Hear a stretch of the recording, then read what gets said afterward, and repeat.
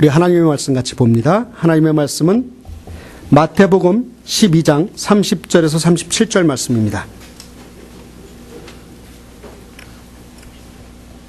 마태복음 12장 30절에서 37절 말씀 한 절 한 절 저와 교독합니다. 나와 함께 아니하는 자는 나를 반대하는 자요, 나와 함께 모으지 아니하는 자는 해치는 자니라.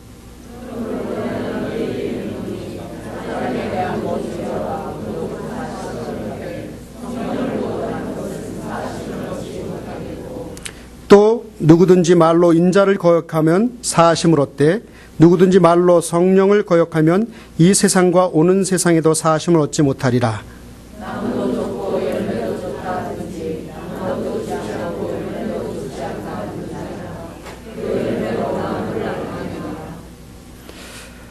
독사의 자식들아, 너희는 악하니 어떻게 선한 말을 할 수 있느냐? 이는 마음에 가득한 것을 입으로 말함이라.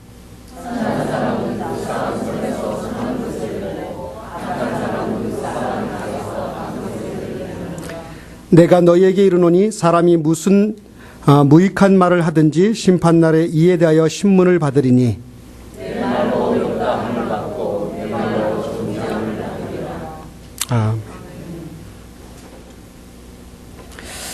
어느 교회에서요, 주일날 아침에 이런 일이 있었습니다. 오랜만에 교회에 나온 여자 청년을 향해서 한 성도님이 다짜고짜 하는 이야기가, 야, 얼굴이 이렇게 팍 사갔니? 그렇게 말을 하자 이 한마디에 그 여자 청년은 상처를 받고 평생 교회를 나오지 않았다고 합니다. 생각 없이 던진 말 한마디가 그 영혼을 죽이게 되는 결과를 가져오게 됐죠. 한국에서 있었던 일입니다. 한 초등학생이요, 미술 시간에 크레용을 가지고 오지 않자 선생님은 그 아이에게 이렇게 이야기합니다. 야단을 치면서 훔쳐서라도 준비했어야지 하며 화를 내며 그 아이를 야단쳤다고 합니다. 이 말에 상처를 받은 그 아이가 훗날 많은 사람들을 죽이고 인육을 먹는, 사람의 살을 먹는 시대의 살인마 지존파가 되었다고 합니다. 여러분들 지존파 사건 혹시 기억하시나요? 화가 나서 던진 그 선생님의 말 한마디가 한 영혼을 지옥불에 던지게 되어지는 결과를 얻게 되었죠. 이것을 보면은요, 말은요, 단순한 의사소통의 기능만을 갖고 있는 것 같지 않습니다. 말을 통하여 그 사람의 인간의 인격이라든지 됨됨이가 드러나기도 하고, 그 말 자체가 영향력을 가지고 있어서 오랜 시간이 지난 후에도 말 한마디가 다른 사람들에게 희망을 주기도 하고 절망을 안겨다 주기도 합니다. 이러한 사실들을 놓고 봤었을 때 우리는요, 그 말 한마디에도 신중함과 조심성을 가져야 될 줄 믿습니다. 이제 오늘은 말말말 시리즈 마지막 시간입니다. 그래서 지난 주일까지 2번에 걸쳐서 우리는 축복이 흐르는 말의 원리에 대해서 같이 나누어 봤고요.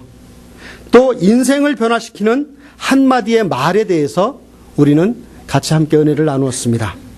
그래서 오늘은 이번 시리즈 마지막 시간으로 좀 제목을 제가 좀 여러분들이 각인되기 좋게 고민을 하다가 이렇게 정해봤습니다.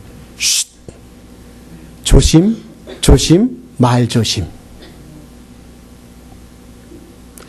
그래서 이 제목을 가지고 말에 대한 신중함과 또 말에 대한 조심성에 대해서 오늘은 좀 살펴보려고 합니다. 우리는 매일매일 나의 입으로 내뱉는 그 말을 왜 조심해야 될까요? 왜 신중해야 될까요? 첫 번째는요, 우리가 하는 그 말을 통해서 마음에 가득한 것이 말로 나오기 때문에 우리는 말을 조심해야 됩니다. 즉 말은요, 그 심중에서 마음에서 나오는 것이지 입술에서 나오는 것이 아니라고 하는 것입니다. 말은 입을 통해서 나오지만 그 사람의 마음의 표현이라고 하는 것이죠. 34절을 같이 보도록 하겠습니다. 34절은 이렇게 기록합니다. 독사의 자식들아, 너희는 악하니 어떻게 선한 말을 할 수 있느냐? 이는 마음에 가득한 것을 입으로 말함이라. 여기서 무엇이라고 말씀하고 있어요? 마음에 가득한 것을 입으로 말한다라고 이야기하고 있습니다. 물론 이것은 성경의 본문의 배경을 보면 예수님이 바리새인들에 대해서 책망하는 말입니다. 바리새인들이 입술로 안식일에 일하는 것과 병자를 고치는 것에 대해서 예수님을 비난하는 말로 비난했을 때 이제 예수님께서 그 바리새인들에게 답하는 말로 독사의 자식들아 라고 이야기하면서 마음에 가득한 것을 입으로 너희들이 말하고 있구나 라고 지적하시는 내용입니다.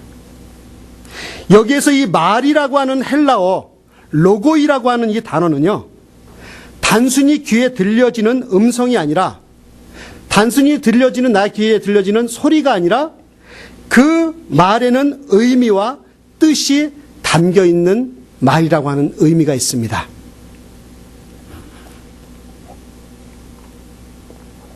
또한 여기에 보면 마음에 가득한 것이라고 했는데, 가득한 것이라고 하는 그 단어로 표현된 헬라어는 페리스 슈마라고 하는 그 단어인데, 이것의 뜻은 뭐냐면 습관적이고 체질적인 것을 이야기합니다. 그럼 이것을 좀 정리해서 말을 해보면, 말이라고 하는 것은요, 내 안에 꼭꼭 쌓아두었던 것, 또는 내가 습관화되었던 것이 내 의지와 상관없이 습관적으로 나오는 것이 말이라고 하는 것입니다. 이렇게 생각해 보면 평소에 우리가 하는 말은요, 우리가 이전의 경험과 또 생각 등이 축적이 되어 있다가 우리가 그 순간에 보여지는 것입니다. 이해가 되시나요? 우리가 말하는 것은요, 우리가 입술을 통해서 내뱉는 이 말은요, 그냥 단순히 그때 그 순간에 나오는 말인 것 같지만 내 과거에, 내 경험에 쌓여졌던 것, 축적이 되어졌던 것, 습관화되었던 것이 내 입을 통해서 말이 나옵니다. 습관이에요. 여러분, 욕을 하는 사람들이, 욕을 잘하는 사람들이 보면 그 마음도 마음이지만 욕이 습관이 되어 있는 사람이 있어요. 또 소리를 지르는 것을 보면 습관이 되어져 있는 사람이 있어요. 이것이 그냥 그 순간에 이루어진 것이 아니라 내 과거의 경험들을 통해서 나에게 축적되어졌던 그런 습관이라고 하는 것입니다. 따라서 말은요, 단순히 그 말 자체가 아니라 말하는 사람의 인격이고 삶의 경험이며 또한 앞으로 될 미래의 모습인 것입니다. 여러분들의 과거가 어땠는지 보면, 어떻게 보면 말하는 거 보면 알 수 있어요. 또 지금 말하는 것을 보면 알 수가 있습니다. 또 여러분들의 미래가 어떻게 될 것인가 라고 하는 부분들을 예언을 해보면 여러분들의 말 속에 숨겨져 있습니다.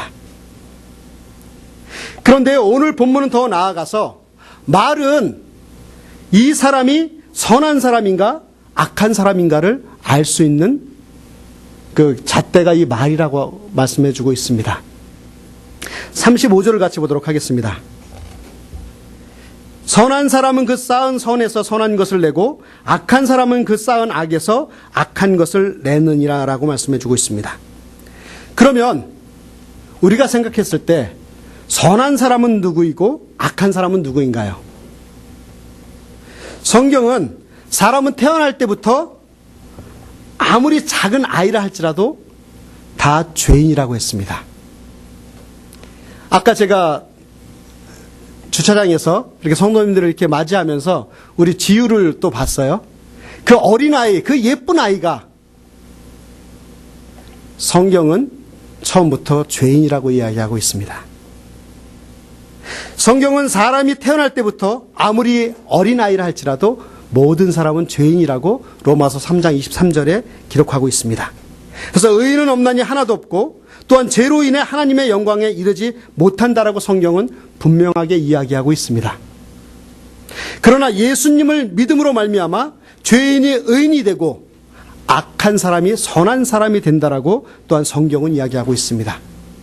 로마서 3장 23절에서부터 24절에는 이런 말씀이 있습니다. 모든 사람의 죄를 범하였으며 하나님의 영광에 이르지 못하리니 그리스도 예수 안에 있는 속량으로 말미암아 하나님의 은혜로 값없이 의롭다 하심을 얻은 자 되었느니라. 죄인이 예수님을 믿으면 의인으로 새롭게 태어난다고 하는 것입니다. 이것을 가리켜 고린도전서 5장 17절에는 새로운 피조물이라고 이야기하고 있습니다. 새로운 인생이요 거룩한 인생이라고 이야기하고 있는 것이죠. 그래서 선한 사람으로 새롭게 태어난 새 생명은 성령 안에서 살게 되므로 선한 삶을 살게 된다고 성경은 이야기하고 있습니다. 데살로니가 후서 2장 13절에 보면 이런 말씀이 기록되어 있습니다. 주의 사랑하는 형제들아 우리가 항상 너희를 위하여 마땅히 하나님께 감사할 것은 하나님이 처음부터 너희를 택하사 성령의 거룩하게 하심과 진리를 믿음으로 구원을 얻게 하심이니, 이 말을 한마디로 줄인다면 성령의 거룩하심과 진리이신 예수님을 믿음으로 구원을 얻게 된다는 말씀입니다. 선한 사람과 악한 사람을 구별하는 기준은 마음의 상태, 즉 하나님의 성령이 나의 마음을 다스리고 있는가 아니면 육체의 소욕이 나를 다스리고 있는가로 구별한다고 하는 것입니다. 사랑하는 여러분, 그렇다면 여러분은 지금 어떠한 상태에 있으시죠? 성령에 속한 그리스도인입니까? 아니면 육신에 속한 자연인입니까? 우리는 이 사실에 대해서 분명히 이 시간에 생각해 보아야 될 줄 믿습니다. 하나님께서 지금까지 나의 입으로 내뱉은 내 말을 판단하신다면 나는 과연 어떤 사람인가?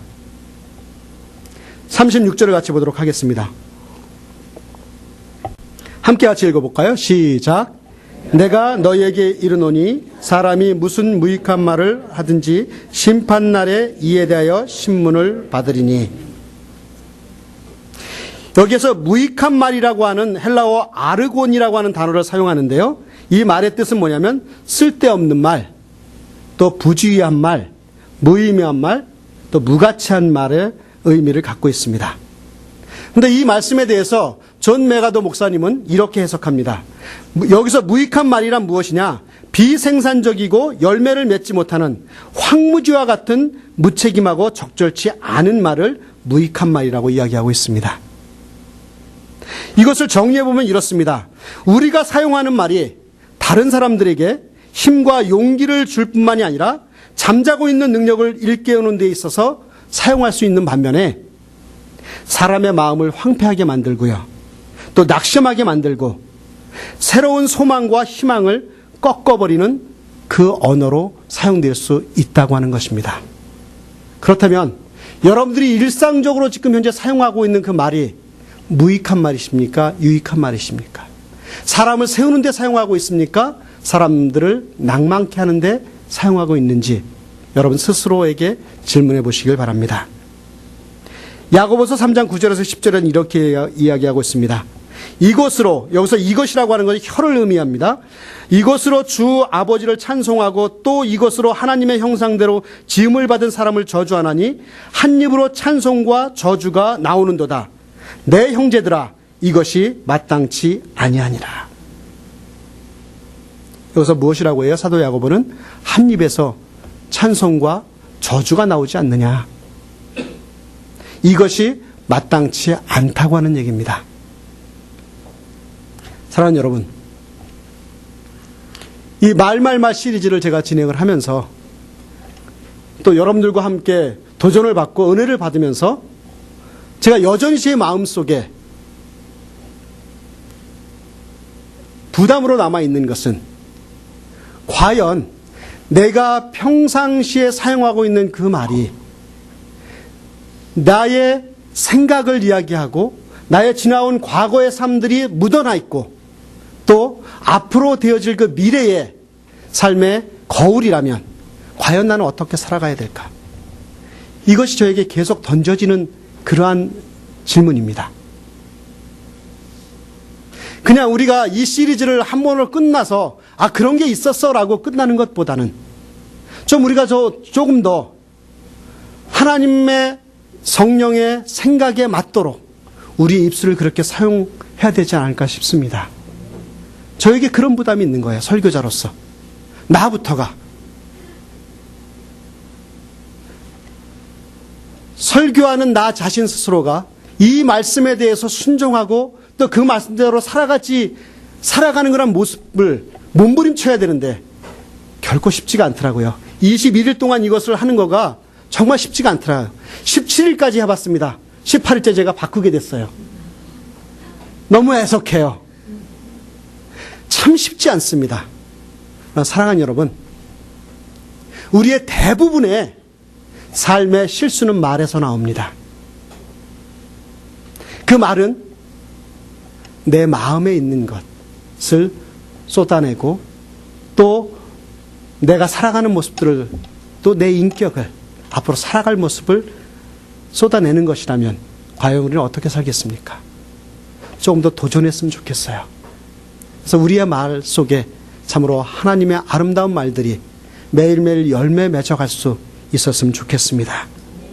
그래서 우리가 말을 조심해야 될 첫 번째 이유, 마음에 가득한 것이 말로 나오기 때문에 우리는 말을 조심해야 됩니다. 두 번째, 우리가 말을 조심해야 될 이유가 있습니다. 두 번째는 우리의 말에는요, 영적 책임이 있기 때문에 말을 조심해야 됩니다. 리차드 포스터라고 하는 분은 이렇게 이야기합니다. 말은 우리의 영적 온도를 나타내는 온도계이다. 여러분, 너무나 공감되는 말 아닙니까? 말은요, 우리의 영적 상태를 나타내는 온도계와도 같습니다. 그래서 말은 우리의 영적 바로미터라고 하는 것이죠. 그래서 그 사람의 말을 가만히 들어보면 죄송한 얘기지만 그 사람의 영적 상태를 이렇게 볼 수가 있습니다. 야고보서 1장 26절에는 이렇게 이야기합니다. 누구든지 스스로 경건하다 생각하며 자기 혀를 제갈 물리지 아니하고 자기 마음을 속이면 이 사람의 경건은 무엇이라? 헛것이라. 신앙생활을 하면서 아무리 경건한 것처럼 행동하더라도 말을 함부로 하면 그 경건은 헛것이라고 하는 것입니다. 37절 말씀을 봅니다. 내가 의롭다함을 받고 내 말로 정죄함을 받으리라라고 이야기하고 있습니다. 이 말씀의 의미는요, 하나님께서 우리의 말에 대한 책임을 묻겠다라고 하는 것입니다. 평상시에 우리가 사용한 대로 그것대로 갚아주시겠다라고 성경은 이야기하고 있는 것입니다. 잠언 18장 21절을 보십시오. 죽고 사는 것이 혀의 권세에 달렸나니 혀를 쓰기를 좋아하는 자는 그 열매를 먹으리라 라고 말씀합니다. 사랑하는 여러분, 우리가 사용하는 말에는요, 그 말 자체가 우리에게 책임이 있다고 하는 것입니다. 책임이 있는 것뿐만이 아니라 그 책임을 나에게뿐만 아니라 다른 사람에게도 그 책임에 대해서 우리가 무책임해질 수 있다고 하는 것입니다. 우리는 살아가면서 하나님을 계시지 않은 것 같이 살아가는 경우가 많이 있습니다. 심지어는 우리가 행한 모든 행동에 대한 심판이 있다는 사실을 망각하고 살아요. 그래서 함부로 말을 내뱉습니다. 이런 경우가 있죠. 우리가 신앙생활을 하다 보면은요, 함께 믿음의 가족이고 우리 한마음 가족인데 그 가족들에 대해서 함부로 말하는 경우가 있어요. 예수 그리스도를 믿는 다른 성도들에게 함부로 말하고 거짓말하고 정죄하고 심지어는 욕하고 하는 경우가 있어요. 그래서 성도들끼리 싸웁니다. 근데 한 가지 여러분들 기억하십시오. 우리가 그 사람에 대해서, 나의 형제 자매들에 대해서 그렇게 함부로 이야기하는 것, 그 사람에게 하는 것 같지만 그 사람 마음속에 있는 예수 그리스도, 그 사람 가운데 내재하고 있는 그 예수 그리스도를 향해서 하는 말이라고는 사실을 기억하십시오. 왜요? 그 사람을 무시하는 것은, 그 사람에 대해서 함부로 이야기하는 것은 그 사람의 인격뿐만이 아니라 그 사람을 이끌어가는, 그 사람과 함께 내주에 계신 예수 그리스도를 욕하는 것과 똑같습니다, 여러분. 제가 너무 과격한 표현을 쓰나요? 아니요. 여러분들, 우리가 한마음교회 한 가족으로 살아가면서 제가 바라고 제가 정말 기도하는 것은 다른 사람에 대해서 함부로 이야기하지 마십시오. 함부로 판단하지 마십시오. 함부로 나쁜 말 하지 마십시오. 그 사람에 대해서 거짓말하지 마십시오. 이유는 그 안에 계신 성령을, 그 안에 계신 예수 그리스도를 우리는 거역하는 것과 마찬가지입니다. 주님께서 그 사람에 대해서 귀하게 여기시는데, 그 주님께서 그 사람을 귀하게 여기셔서 생명을 내어놓으시면서까지 그를 구원해 주셨는데, 그분의 그 자녀인데 어떻게 함부로 제가 그 사람에 대해서 함부로 판단할 수 있겠습니까? 어떻게 내가 같은 피조물인, 같은 죄인인 제가 그 사람에 대해서 함부로 이야기할 수 있겠냐는 얘기입니다. 사랑하는 여러분, 우리 교회에서는요, 좀 그 사람에 대해서 잘못한 부분이 있으면 그냥 용납하세요. 그리고 덮어주세요. 그리고 서로 권할 때 사랑합니다, 축복합니다, 그럴 수도 있지요 라고 이렇게 이야기하십시오. 제가 목회를 하면서 배운 것은 뭐냐면요, 한 가지 배운 지혜는 뭐냐면, 많은 분들이 같이 목회를 하면서 항상 좋은 관계에 있을 수 없잖아요. 그분이 실수할 수 있습니다. 저에게 나쁜 말 할 수 있어요. 그러나 제 마음속에는 항상 이런 마음이 있습니다. 그럴 수도 있지. 그럴 수도 있지. 그냥 아무리 좀 미워도요, 또 그 사람이 나에 대해서 거짓말을 한다 할지라도 속으로 그렇게 얘기하십시오. 그럴 수도 있지. 그러면 그냥 제 마음이 이렇게 내려놔져요. 그냥 받아들여져요. 여러분들 따라서 한번 해봅시다. 그럴 수도 있지. 옆에 분들 보면서 한번 얘기합시다. 그럴 수도 있습니다.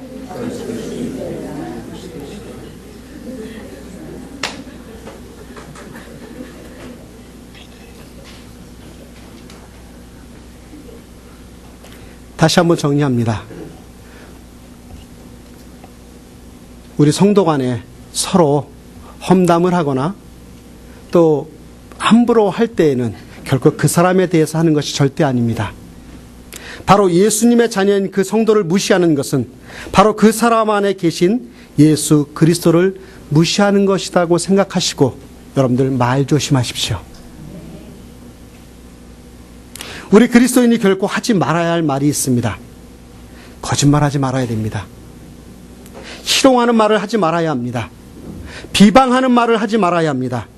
불평과 원망하는 말을 하지 말아야 합니다. 남을 저주하는 말을 하지 말아야 합니다. 부정적인 말, 유언비어를 하지 말아야 합니다. 하나님을 거역하는 말을 하지 말아야 합니다. 또 수근수근하는 말을 하지 말아야 합니다. 왜 이런 말을 하지 말아야 될까요? 그것은 바로 나의 그 말을 듣는 그 사람 속에 예수 그리스도께서 계시기 때문에 그렇습니다. 그리고 우리가 하는 말에 영적 책임이 있기 때문에 그렇습니다. 사랑하는 여러분, 우리가 하는 말에는 하지 말아야 할 것만이 있는 것이 아닙니다. 꼭 해야 할 말이 있다는 사실도 기억하시기 바랍니다. 아름다운 소식, 복음을 전파하는 말을 우리는 매일 입에 달고 살아야 합니다. 주님을 찬송하는 말을 해야 합니다. 선한 말을 해야 됩니다. 화평케 하는 말을 해야 됩니다. 그리고 참되고 진실된 말을 해야 합니다. 경우에 합당한 말을 해야 합니다. 또 부드러운 말을 해야 됩니다. 또 남을 기쁘게 하는 말을 해야 되고, 칭찬하는 말을 해야 되고, 친절한 말을 해야 됩니다. 또 남의 장점을 칭찬해주는 말을 해야 합니다. 남에게 도움이 되고 용기를 북돋아주고 특별히 축복의 말을 해야 될 줄 믿습니다. 여러분, 짧지만 이런 한마디 말이 우리를 행복하게 합니다. 사랑합니다. 고맙습니다. 미안합니다. 잘했습니다. 기도해 드릴게요. 우리 한번 따라서 해볼까요? 사랑합니다. 고맙습니다. 미안합니다. 잘했습니다. 기도해 드릴게요. 여러분, 옆 사람들에게 이렇게 좀 이야기해 주실까요? 당신이 내 곁에 있어서 참 좋습니다. 여러분, 썩은 미소 짓지 마시고요. 좀 활짝 웃으면서 다시 한번 이야기하십시다. 당신이 내 곁에 있어서 좋습니다. 네, 좋습니다 하니까 여러분들 잘 표현이 안 되는데, 당신이 내 곁에 있어서 참 좋습니다. 한번 해보세요. 자, 다시 한번 합니다. 시작.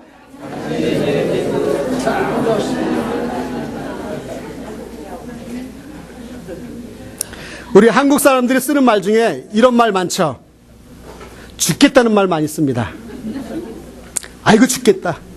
더워 죽겠다. 맛있어 죽겠다. 배고파 죽겠다. 배불러 죽겠다. 좋아 죽겠다. 여러분, 이런 말 쓰지 마십시오. 진짜 죽으면 어떡하려고요. 죽겠다는 말 함부로 사용하지 마십시오. 손이나 발보다 빠른 것이 말입니다. 그래서 손이나 발이 나가기 전에 불쑥 먼저 말이 나갑니다. 그래서 말이 빠르고 급해서 실수가 많은 사람들에게 권해주고 싶은 말씀 한 말씀이 있습니다. 야고보서 3장 3절 말씀. 입에 재갈 먹여 온몸을 어거하라. 타고 다니는 말을 어거하는 방법은 입에 재갈을 물리고 재갈에 고삐를 매서 말의 행동을 조절하는 것입니다. 그래서 그 고삐를 잡고 잡아당기거나 늦추면 그 재갈 때문에 말을 조종할 수가 있죠. 아무리 사나운 야생마를 할지라도 이 재갈만 먹이면 꼼짝을 못하고 그 주인의 말을 따릅니다. 배도 마찬가지죠. 배가 그 방향을 잡을 때 뭘로 해요? 조그만 키에 의해서, 그 방향키로 의해서 조절되듯이 이 말이라고 하는 것은 바로 재갈과 같고 배의 키와 같다고 하는 것입니다. 그래서 내가 내 입을 신앙과 인격과 덕으로 재갈 먹이면 주님께서 원하시는 아름다운 삶을 살아가게 될 줄 믿습니다. 로버트 란츠라고 하는 분이 이런 말을 했습니다. 우리가 날마다 뱉은 말들이 책으로 출판되지 않을지라도 말세에 하나님 앞에 섰을 때 내가 한 말들에 대해 책임을 지게 될 것이다. 아멘. 여러분, 결론입니다. 마태복음 10장 20절에 이런 말씀이 있습니다. 말하는 이는 너희가 아니라 너희 속에 말씀하시는 자 곧 너희 아버지의 성령이니라. 이 말씀이 우리의 고백이 됐으면 좋겠습니다. 여러분, 말 한마디를 하더라도 여러분들 다른 사람들을 세워주고 다른 사람들을 축복하며 격려해주며 위로해주는 말을 행했으면 좋겠습니다. 사랑하는 여러분, 한 가지 간증만 하고 마치겠습니다. 제가 이전에 한번 말씀드렸던 것으로 기억이 나는데, 사실 제가 노래를 좋아합니다. 음악을 좋아합니다. 전혀 아닌 것 같이 쳐다보는데 진짜 그렇습니다. 근데 제가 지금까지 살아오면서요, 설교는 많이 하고 사람들 앞에서 많이 가르쳐 보긴 했는데 제가 노래를 해본 적이 없어요. 하다못해 성가들을 해본 적이 별로 없습니다. 별로 거의 없습니다. 제 기억으로는 없어요. 특성을 해본 적이. 그래서 사람들에게 제가 웃으면서 그럽니다. 저 설교 부탁하지 말고 특성 부탁하라고. 결혼 주례 부탁한 사람한테 제가 축가하겠다고 다들 손살을 칩니다. 왜 그러냐면요, 제가 이제 고등학교 때 예수님을 믿고서 교회를 섬겼습니다. 근데 작은 교회를 섬겼는데, 작은 교회의 특징 중에 하나는 한 사람이 여러 가지 일을 하잖아요. 근데 고등학생인데 그때 당시에 우리 친구들이 같이 성가대를 했어요. 그래서 작은 교회니까 성가대를 다 하게 되잖아요. 그래서 저도 이제 성가대를 쫄래쫄래 따라 들어갔습니다. 성가대를 하겠다고. 그래서 저 나름대로 노래를 잘한다고 생각했어요. 그래갖고 테스트를 봅니다. 그때 이제 그 목사님 사모님이셨는데, 그분이 성가대 지휘를 하시는데, 이제 성가대에 왔는데 사람도 가뜩이나 성가대도 별로 없는데 들어가서 얼마나 좋겠어요. 사람이 늘어났으니까. 근데 제가 노래를 했습니다. 그랬더니 그 사모님이 이제 그 노래를 하기 위해서 이제 제 목소리를 테스트한다고 그래요. 그래서 제 목소리를 들어보더니, 영철아, 너는 베이스야. 라고 그러더라고요. 그래서 제가 베이스인 줄 알고 들어갔습니다. 그래서 베이스를 한 줄 알고 목소리를 내는데 한 2주쯤 지나서 사모님이 저를 불러요. 그래서 왜 그러세요? 그랬더니 아무래도 너는 테너인 것 같아. 그래서 테너를 가서 하래요. 그래서 테너를 가서 했습니다. 그랬더니 한 2주쯤 지나서 하더니 저를 불러요, 사모님이. 그래서 왜 그러세요? 그랬더니 영철아, 너는 아무래도 주일학교 교사가 나을 것 같아. 제가 그때 이후로 제가 사람들 앞에서 노래를 못 해봤습니다. 저 노래 잘할 수 있거든요. 만약에 그때 그 사모님이 저에게 너 좀 부족하지만 넌 잘할 수 있어. 잘할 수 있는 자질이 있어라고 격려를 해 주었더라면, 위로를 해 주었더라면 아마 여러분들 지금 이 시간에 저를 못 볼 겁니다. 제가 파바로티하고 와서 여러분들 뭐 안 믿으시지만 제가 말씀드리고 싶은 것은요. 그 어렸을 때의 그러한 위로의 말 한마디, 격려의 말 한마디가 그 사람의 인생을 바꿔놓는다고 제가 누누이 말씀을 드리잖아요. 사랑하는 여러분, 우리가 이제 지금부터 죽을 때까지 말을 하며 살 것입니다. 그러나 여러분들의 입술 속에서 다른 사람들을 격려하고 위로하고 그 사람들에게 기쁨을 나누어주며 축복을 나누어주는 통로로 사용되어지는 여러분들의 입술과 여러분들의 말이 되기를 주의 이름으로 축원합니다. 그럼 말을 할 때 여러분들 함부로 이야기하지 말고 오늘 제목과 같이 조심 말 조심하시는 저와 여러분들이 되시기를 주의 이름으로 축원합니다.